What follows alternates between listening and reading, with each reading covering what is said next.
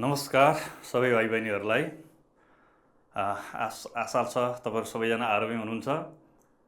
आज हामी यो भर्चुअल कक्षा क्रियाकलापमा कक्षा 5 को मेरो नेपाली किताब का विषयमा त्यो मेरो नेपाली किताब कक्षा 5 को पहिलो पाठका विषयमा हामी चर्चा गर्नेछौँ। पहिलो पाठ हो नैतिक दृष्टान्त कविता। यो कवितालाई लिएर खास गरी हामी कविताका विभिन्न श्लोकहरूको हरफहरूको स्वस्वर वाचन कसरी गर्ने, स्वस्वर वाचनको बारेमा हामीहरू अभ्यास गर्नेछौँ। त्यसपछि प्रत्येक कविताका हरफहरूको अर्थ र भावहरूको विषयमा चर्चा गर्नेछौँ। त्यसपछि हामीहरू पाठमा तपाईहरूले पढ्दै जाँदा कवितामा प्रयोग भएका विभिन्न नयाँ शब्दहरूको अर्थ बुझ्ने प्रयास गर्नेछौँ र अन्तिममा केही बोध प्रश्नका उत्तरहरू कवितामा पढेका विचारहरूलाई समेटेर केही क्वेसन गर्ने र त्यसको उत्तर खोज्ने प्रयास हामी गर्नेछौँ। भाइ बहिनीहरू, तपाईहरुलाई यो कक्षामा फेरि पनि स्वागत छ र अब हामी कक्षा क्रियाकलापतर्फ अगाडि बढौँ है।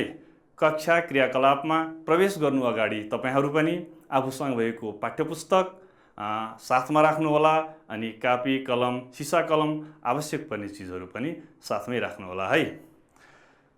भाइ बहिनीहरू, नैतिक दृष्टान्त जुन पाठ शीर्षक छ नैतिक दृष्टान्त, यो कवि शिरोमणि लेखनाथ पौड्यालले लेख्नुभएको हो। तपाईहरुको किताबमा लेखिदिएको छ लेखनाथ पौड्याल। उहाँलाई हामी कवि शिरोमणि भनेर चिन्दछौँ। उहाँको फोटो मैले तपाईलाई स्लाइडमा देखाइरहेको छु। स्लाइडमा हेर्नुहोला, चस्मा लाउनु भएको, लामो दाढी पाल्नु भएको, कपाल फुलिसकेको उहाँ नै यो कविताका कवि हुनुहुन्छ, लेखनाथ पौड्याल। उहाँको फोटोलाई म यहाँ सेतो पाटीमा टाँस्छु, हेर्नुहोस् है एकपटक।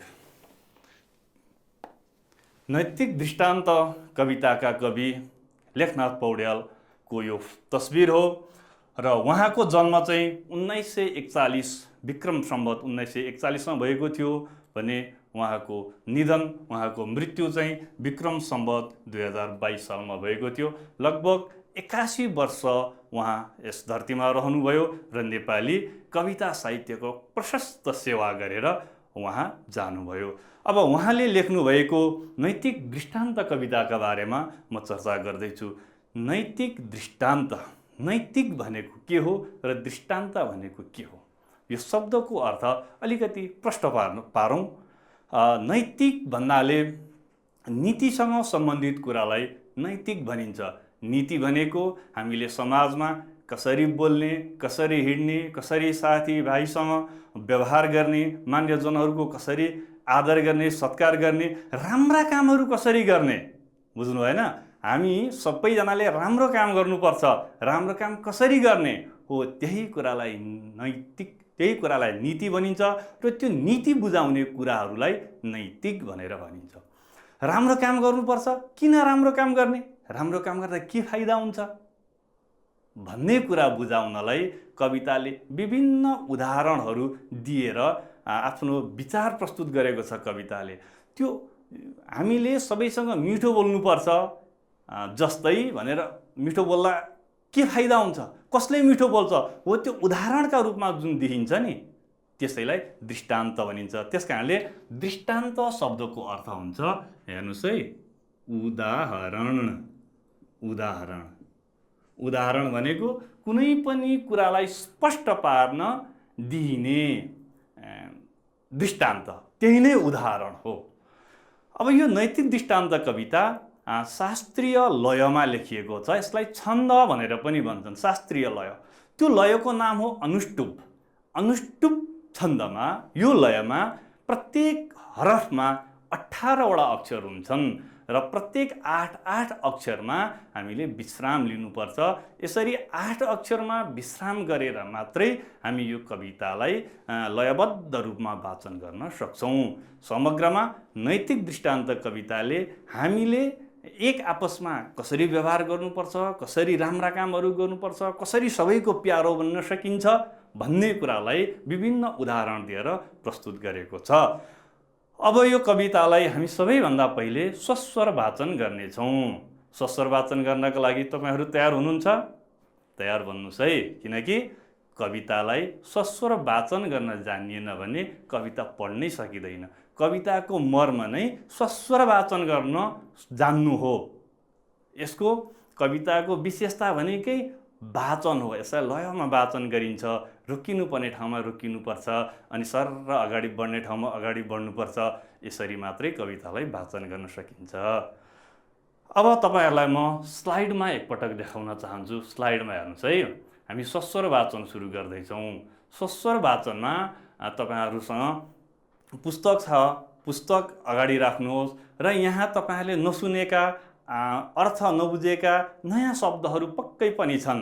ती शब्दहरूलाई सिसा कलमले चिन्ह लगाउन पनि सक्नुहुन्छ, कापीमा टिप्न पनि सक्नुहुन्छ। ती शब्दहरूको अर्थ बुझ्ने, ती शब्दहरूको अर्थ के हो त्यसको जानकारी लिने काम हामी यो सस्वर वाचन पछाडि गर्नेछौँ। सबैभन्दा पहिले हामी कवितालाई सस्वर वाचन गर्छौँ। त भाइ बहिनीहरू, सस्वर वाचनका लागि तयारी हुनुहुन्छ होइन? हो, स्याबास, तपाईँहरू तयारी हुनुहुन्छ। म पनि सस्वर वाचन गर्नका लागि तयार छु। अब हामी सस्वर वाचन गर्छौँ। मैले सस्वर वाचन गर्दा तपाईँहरूले पनि म सँगसँगै मैले जसरी नै सस्वर वाचन गर्ने प्रयास गर्नुहोला, सस्वर वाचनको अभ्यास गर्नुहोला है त। यसलाई विभिन्न तरिकाले वाचन गर्न सकिन्छ। पहिले म एउटा तरिकाले वाचन गर्छु है। उपकारी गुणी व्यक्ति, उपकारी गुणी व्यक्ति निहुरन्छ निरन्तर, फलेको वृक्षको हाँगो नझुकेको कहाँ छ र। यही लयमा एकपल्ट फेरि प्रयास गर्नुहोस् त। उपकारी गुणी व्यक्ति निहुरन्छ निरन्तर, फलेको वृक्षको हाँगो, फलेको वृक्षको हाँगो नझुकेको कहाँ छ र। यसलाई अर्को तरिकाले पनि वाचन गर्न सकिन्छ भाइ बहिनीहरू। जुन जुन लयमा वाचन गरे पनि हामी 8 अक्षरमा चाहिँ रोकिनुपर्छ है, किनकि यो कविता 8 16 अक्षरले एक लाइन बनेको छ, एक हरफ बनेको छ। त्यो हरफको आधामा अर्थात् 8औं अक्षरमा हामीले विश्राम लिनुपर्छ। जस्तो हेर्नुहोस् है त, उपकारी गुणी व्यक्ति, उपकारीमा 4वटा अक्षर छ, गुणी व्यक्ति यहाँ 4वटा छ। यो उपकारी गुणी व्यक्ति भन्दा 8 भयो। निहुरन्छ 4, निरन्तर 4, यो 4 4 8 भयो। त्यसकारणले हामीले प्रत्येक 8 अक्षरमा विश्राम लिनुपर्छ। अर्को तरिकाले म वाचन गर्छु। वाचन गरौँ अर्को लयले। हुन्छ, सुन्नुहोस् है त। उपकारी गुणी व्यक्ति, उपकारी गुणी व्यक्ति निहुरन्छ निरन्तर। भन्नुहोस् त, उपकारी गुणी व्यक्ति निहुरन्छ निरन्तर, फलेको वृक्षको हाँगो। भन्नुहोस्, म सँगसँगै भन्नुहोस्, फलेको वृक्षको हाँगो नझुकेको कहाँ छ र। भाइ बहिनीहरू, अगाडि मैले वाचन गरेको लय सजिलो लाग्यो कि अहिले पछिल्लो पटक वाचन गरेको लय तपाईहरुलाई सजिलो लाग्यो? तपाईहरुलाई पछिल्लो पटक वाचन गरेको लय सजिलो लाग्यो हो कि हैन? हो। त्यसैले हामी त्यही पछिल्लो लयमा नै अर्थात् उपकारी गुणी व्यक्ति निहुरन्छ निरन्तर यही लयमा हामी अन्य कविताका हरफहरूको वाचन गर्नेछौँ। हुन्छ? स्याबास, हुन्छ। त्यही तरिकाले वाचन गरौँला। अब फेरि एकपटक मसँग भन्नुस् त, म सँगसँगै भन्नुस् है। यो कवितालाई वाचन गर्नुस् है, प्रयास गर्नुस् है। प्रयास गरेर मात्रै जानिन्छ। कविता वाचन गरेर मात्रै वाचन गर्न सकिन्छ। जानेर वाचन गरिँदैन, वाचन गरेर जानिन्छ। त्यसकारणले भाइ बहिनीहरू वाचन गर्न प्रयास गरौँ है त एकपटक। हस्, अब फेरि वाचन गरौँ। म सँगसँगै भन्नुस् है त। उपकारी गुणी व्यक्ति निहुरन्छ निरन्तर, फलेको वृक्षको हाँगो। फेरि भन्नुस्, फलेको वृक्षको हाँगो नझुकेको कहाँ छ र। शाबास। यसै गरी अरू श्लोकहरूको, अरू कविताका हरफहरूको पनि हामी वाचन गरौँ है। दोस्रो कविता यस्तो छ, हेर्नुभयो स्लाइडमा, पुस्तकमा हेर्नुभयो पनि हुन्छ। दबिन्छ गुणीको दोष गुणका रासमा परी। भन्नुहोस्, दबिन्छ गुणीको दोष गुणका रासमा परी। रश्मिले चन्द्रको दाग दबा एकै छ बेसरी। फेरि भन्नुहोस्, दबिन्छ गुणीको दोष गुणका रासमा परी। रश्मिले चन्द्रको दाग दबा एकै छ बेसरी। हो भाइ बहिनीहरू, यसै गरी हामी वाचन गर्दै अगाडि बढ्छौँ। यो दोस्रो श्लोकमा पनि केही नयाँ शब्दहरू छन् तपाईँहरूका लागि। पक्कै पनि तपाईँहरूले ती शब्दहरूमा चाहिँ रेखाङ्कन गरिसक्नु भएको छ, ती शब्दहरूलाई टिपोट गरिसक्नु भएको छ होला। गर्दै जानुहोस्। अब हामी तेस्रो कविताको वाचन गर्दैछौँ। वाचन गर्नुहोस् है म सँगसँगै। कसैको लोकमा छैन एकै नाश समुन्नति। कसैको लोकमा छैन एकै नाश समुन्नति। अरूको के कुरा हेर, अरूको के कुरा हेर, सन्ध्यामा सूर्यको गति। यसै गरी हामी चौथो श्लोक वाचन गरौँ, सस्वर वाचन गरौँ। मिलेर काम गर्नाले हुन्छ अत्यन्त फाइदा।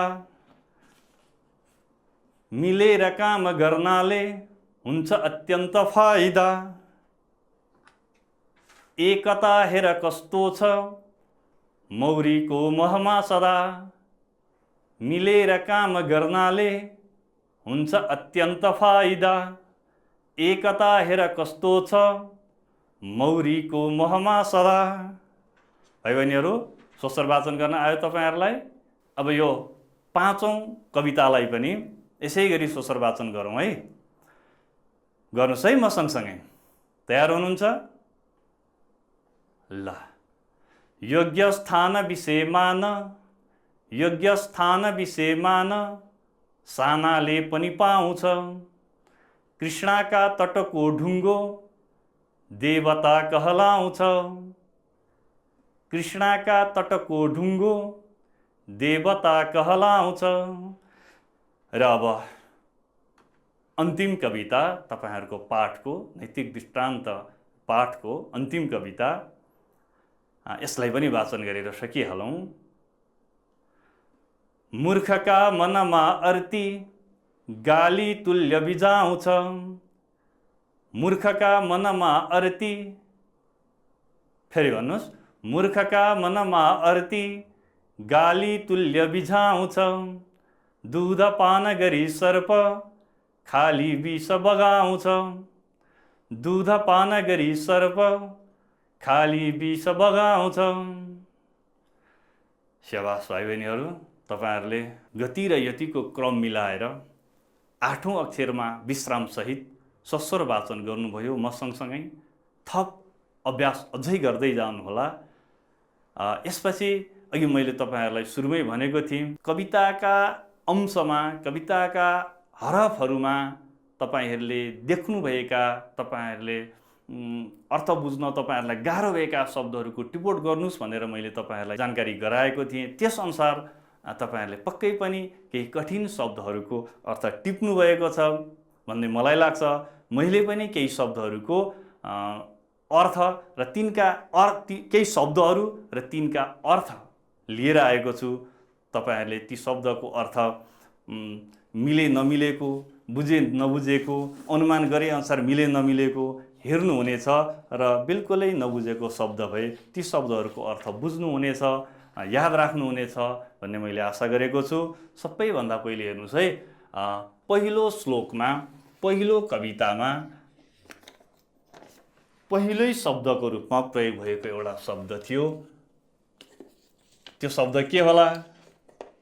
हेर्नुहोस् त, मैले त्यो शब्द र त्यसको अर्थ पनि टिपिदिएको छु, यहाँनिर लेखिदिएको छु। उपकारी। पहिलो कवितामा हामीले उपकारी गुणी व्यक्ति भनेका थियौँ। उपकारी, उपकारी शब्दको अर्थ के हो? धनबाट धनी भए जस्तै उपकारबाट उपकारी बनेको हुन्छ, हैन? अब उपकार शब्दको अर्थ अरूको भलाइ गर्ने काम हो। उपकार शब्दको उपकार भनेको अरूको भलाइ हो भने अरूको भलाइ गर्नेलाई चाहिँ उपकारी भनिन्छ। अरूको भलाइ भन्नाले अरूलाई मद्दत पुग्ने, अरूको उन्नति हुने, अरूलाई सहयोग पुग्ने कामहरू चाहिँ अरूको भलाइ हो। यसो अरूको भलाइ गर्ने जुन व्यक्ति हो, जुन मान्छे हो, त्यसलाई उपकारी भनेर भनिन्छ। यसै गरी उपकारी गुणी व्यक्ति भनेको थियौँ हामीले कविता पढ्दाखेरि, सस्वर वाचन गर्दाखेरि। यो गुणी शब्द पनि तपाईहरूको लागि नयाँ शब्द हुन सक्छ, अर्थबोध हुन यसको तपाईहरूलाई अर्थबोध नभएको हुन सक्छ। त्यसकारणले त्यो शब्दको अर्थ के होला त? हेर्नुहोस् है, गुणी। गुणी असल स्वभाव भएको, असल स्वभाव भएको मान्छेलाई गुणी भनेर भनिन्छ। जस्तो कि कुनै मान्छे अरूको भलाइ गर्छ, अरूको हित हुने काम गर्छ, सबैसँग मिल्छ, सकेसम्म अर्कालाई सहयोग गर्छ भने त्यो मान्छे गुणी हो। कसैसँग झगडा नगर्ने, सबैसँग मेलमिलाप गर्ने मान्छे गुणी हो। यसै गरी अन्य शब्दहरू जो मैले टिपेको छु त्यस्तै तपाईहरूले पनि टिप्नु भएको होला। मैले टिपेको शब्द र तपाईले टिपेको शब्दहरू मिल्छ कि मिल्दैनन् हेर्नुहोस् है। यो शब्दपत्ति हो, यो शब्द हो। यो शब्दको यो सेतो कागजमा लेखिएका चाहिँ तपाईहरूको कवितामा भएका शब्दहरू हुन् भने यसको अर्थको लागि मैले छुट्टै पत्ती तयार गरेको छु। हेर्नुहोस् है, तपाईहरूलाई नयाँ लागेका शब्दहरू यी हुन सक्छन्।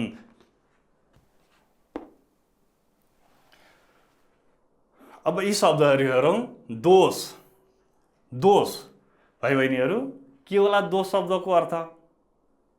दोष कवितामा हामीले अगाडि पढेका थियौँ। हेर्नुहोस् त, कुन कवितामा हामीले पढेका थियौँ? दबिन्छ गुणीको दोष भनेर अघि हामीले स्वस्वर वाचन गर्दाखेरि पढेका थियौँ। त्यो दोष शब्दको अर्थ के हो? पक्कै पनि तपाईहरूले सही अनुमान गर्नुभयो। दोष शब्दको अर्थ हो खराबी। दोष शब्द खराब कुरा, खराब कुराहरू, खराबी। खराबी नै के हो त? दोष शब्दको अर्थ हो। आरोप पनि हो, लान्छना पनि भयो हो, नभएका कुराहरूको आरोप लगाउनु पनि दोष हो। तर यी सबैलाई समेट्ने गरी दोष शब्दको अर्थ खराबी भनेर भन्न सकिन्छ। यसै गरी अर्को शब्द थियो रश्मि। दबिन्छ गुणीको दोष गुणका रासमा परि, रश्मिले चन्द्रको दाग दबाएकै छ बेसरी भन्दा रश्मि शब्दको प्रयोग भएको थियो। के होला रश्मि शब्दको अर्थ? रश्मि चाहिँ चन्द्रमासँग जोडिएको छ। चन्द्रमामा के हुन्छ? रश्मि हुन्छ। भनेपछि रश्मि शब्दको अर्थ के होला त? तपाईहरूलाई अनुमान गर्न सजिलो भयो। पक्कै पनि तपाईहरूले अनुमान गरे जस्तै रश्मि शब्दको अर्थ हो प्रकाश। रश्मि शब्दको अर्थ हो प्रकाश, किरण, ज्योति। यही नै रश्मि शब्दको अर्थ हो। यसै गरी अर्को शब्द थियो लोक। लोक शब्दको अर्थ के हो? लोकको कल्याण गर्ने भन्छन् मान्छेहरू। हामी पनि लोक भनेर व्यवहारमा पनि यो शब्दको प्रयोग गरिरहेका हुन्छौँ। हाम्रा आमा बुवाहरूले पनि कहिलेकाहीँ बोल्दा, गुरुजनहरूले पनि बोल्दाखेरि लोक शब्दको प्रयोग गर्नुहुन्छ। लोकमा मिलेर बस्नुपर्छ भन्नुहुन्छ। लोक भनेको के होला त? हेर्नुहोस् है, लोक शब्दको अर्थ, लोक शब्दको अर्थ संसार। लोक शब्दको अर्थ हो संसार, दुनियाँ, दुनियाँ, जगत। लोक शब्दको अर्थ भयो संसार, दुनियाँ पनि भन्न सकिन्छ। यसै गरी अर्को शब्द थियो सन्ध्या। सन्ध्या के होला भाइ बहिनीहरू? सन्ध्या शब्दको अर्थ सन्ध्याकाल भनेर हामी भन्छौँ। समयसँग जोडिएको छ सन्ध्या भनेको। अरूको के कुरा हेर, सन्ध्यामा सूर्यको गति भनेर अघि हामीले सस्वर वाचन गर्दा भनेका थियौँ। सन्ध्या शब्दको अर्थ के होला त? सन्ध्या शब्दको अर्थ हो, हेर्नुहोस् त, सन्ध्या शब्दको अर्थ, सन्ध्या शब्दको अर्थ हो साँझ। यसरी भाइ बहिनीहरू उपकारी, गुणी, दोष, रश्मि, लोक र संध्या शब्दको अर्थ हामीले प्रस्तुत गर्यौं र मलाई विश्वास छ, आशा छ तपाईहरुलाई यी शब्दहरूको अर्थ बुझ्नुभयो र यो शब्दको अर्थ बुझिसकेपछि यिनलाई वाक्यमा प्रयोग गर्न पनि हामी सक्छौं। जस्तो दोषलाई वाक्यमा प्रयोग गर्नु पर्यो भने होमवर्क गृह कार्य नगर्नुमा मेरो केही दोष छैन, अथवा बाटो बिग्रिनुमा हाम्रो दोष छैन। यस्तै वाक्यहरू बनाउन सकिन्छ। तिमी मलाई बिना कारण दोष नलगाऊ, यसरी पनि वाक्य बनाउन सकिन्छ। अरु दुईटा शब्दहरू यहाँ मैले लेखेको छु तपाईहरुको लागि, कठिन शब्दहरू। ती शब्दहरू पनि म यहाँ साथसाथै प्रस्तुत गर्छु है। यसैगरी अर्को शब्द छ, हेर्नुस् है, योग्य। तपाईहरुको कवितामा प्रस्तुत भएको शब्द छ योग्य र अर्को शब्द हो तट। अब यी दुईटा शब्दको अर्थका बारेमा हामी चर्चा गर्नेछौं। योग्य मान्छेलाई योग्य काम दिनुपर्छ, तिमी योग्य छौ भनेर हामीहरू भन्छौं। के होला योग्य शब्दको अर्थ? योग्य, अनुमान गर्नुभयो योग्य शब्दको अर्थ? हेर्नुस् है, तपाईहरुले अनुमान गरेको मिल्यो कि मिलेन? योग्य शब्दको अर्थ हो लायक। र यसैगरी तट शब्दको अर्थ के होला? अनुमान गर्न सक्नुभयो? सक्नु भएन है। हेर्नुस् है, मैले यहाँ लेखिदिएको छु तट शब्दको अर्थ किनार। यसरी भाइ बहिनीहरू, यी शब्दहरू कवितामा प्रयोग भएका नयाँ शब्दहरू हुन्। यी शब्दहरूको अर्थ बुझ्यो भने मात्रै कविताको भाव बुझ्न सकिन्छ, कविताको अर्थ बुझ्न सकिन्छ र कविताले बताउन खोजेको, हामीलाई सिकाउन खोजेको, दिन खोजेको सन्देश के हो त्यो कुरा बुझ्न सकिन्छ। यसैगरी अरु पनि केही कठिन शब्दहरू छैनन्? छन्। टिप्नु भएको छ तपाईहरुले? अरु शब्दहरूलाई म यहाँ स्लाइडमा प्रस्तुत गर्छु। हेर्नुस् है, तपाईहरुले टिपेकोसँग मिलेको छ कि छैन तुलना गर्नुस् है त। अन्य शब्दहरूमा निरन्तर, वृक्ष, गुण, रास, दाग, समुन्नति, यसैगरी गति, एकता, विषय, पान, कृष्ण, मूर्ख, मान, यी शब्दहरूको अर्थ के होला? यी शब्दहरूको अर्थ नबुझिकन कविताको अर्थ बुझ्न सकिन्छ त? सकिन्न। त्यसकारणले कविताको भाव बुझ्नुभन्दा अगाडि यी शब्दहरूको अर्थ पहिचान गरौँ है, अर्थ जानौँ है। यी शब्दहरूको अर्थ हेर्नुस् है त, म तपाईहरुलाई देखाउँछु। स्लाइडमा हेर्नुस्, ध्यान दिएर हेर्नुस् र आफ्नो कापीमा यी शब्दहरूको अर्थ टिप्नुस् है। निरन्तर शब्दको अर्थ हो बीचमा नटुटेको, लगातार। म निरन्तर 3 घण्टा हिँडे अथवा म निरन्तर पढिरहेको छु। यसरी यी शब्दहरूलाई अर्थ बुझेपछि वाक्यमा पनि प्रयोग गर्न सकिन्छ। वाक्यमा प्रयोग गर्ने अभ्यास पनि हामीले गर्नुपर्छ। यस्तै गरी अर्को शब्द थियो वृक्ष।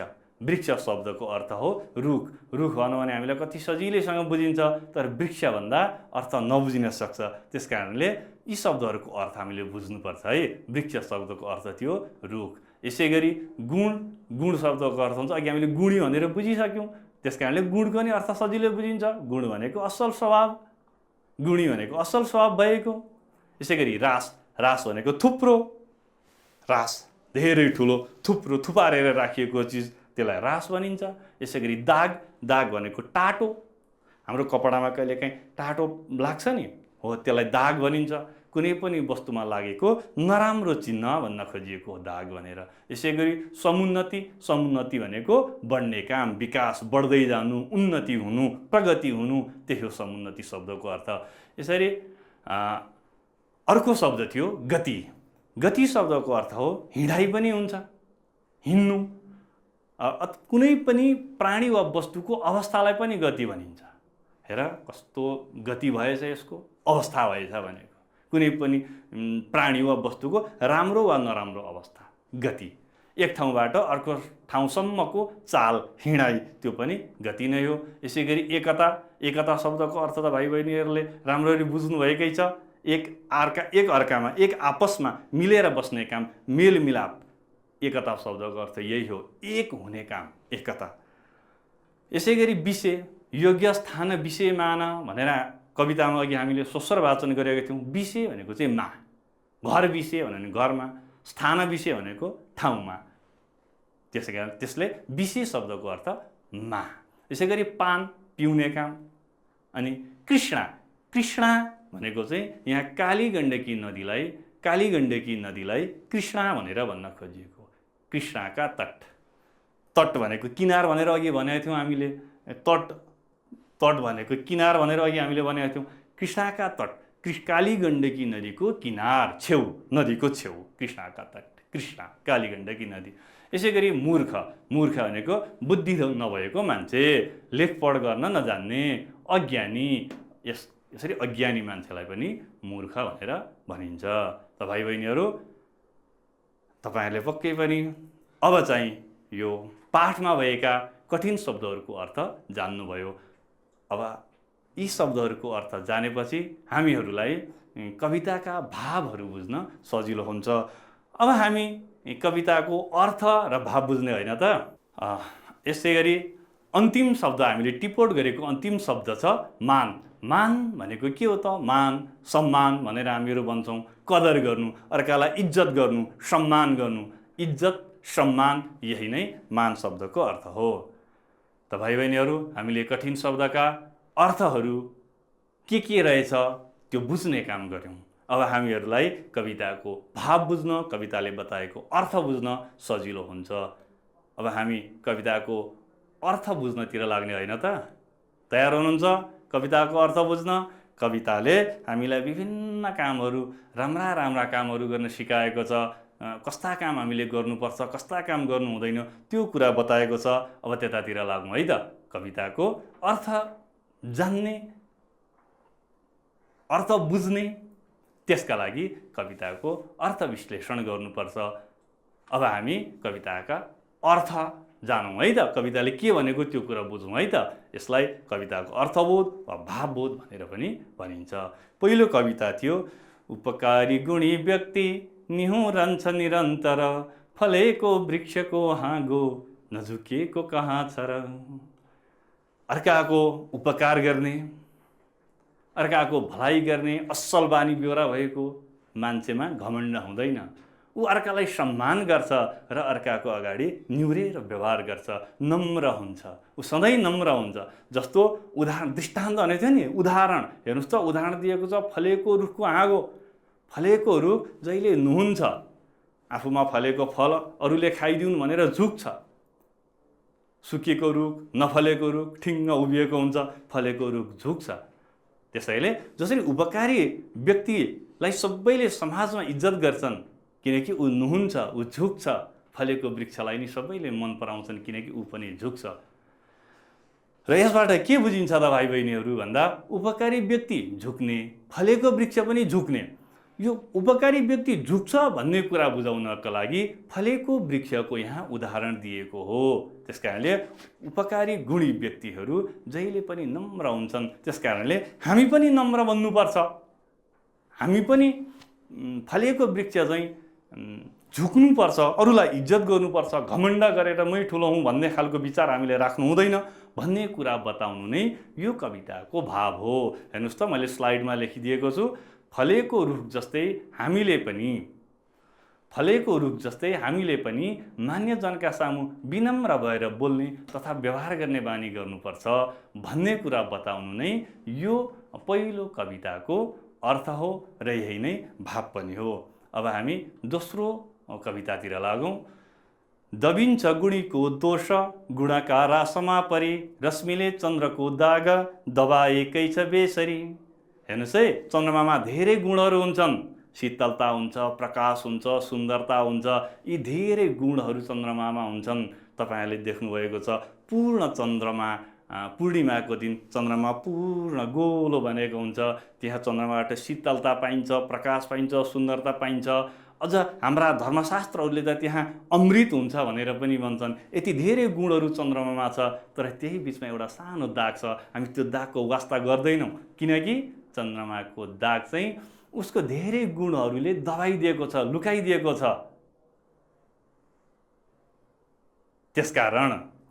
त्यसकारण हामीमा पनि धेरै गुण भयो भने हामीले कहिलेकाहीँ काम गर्दै जाँदा सानातिना भुलहरू, गल्तीहरू हामीबाट भयो भने हाम्रा राम्रा कामले हाम्रा नराम्रा कामलाई छोपिदिन्छ। त्यसकारणले हामीले सकेसम्म राम्रा कामहरू गर्नुपर्छ।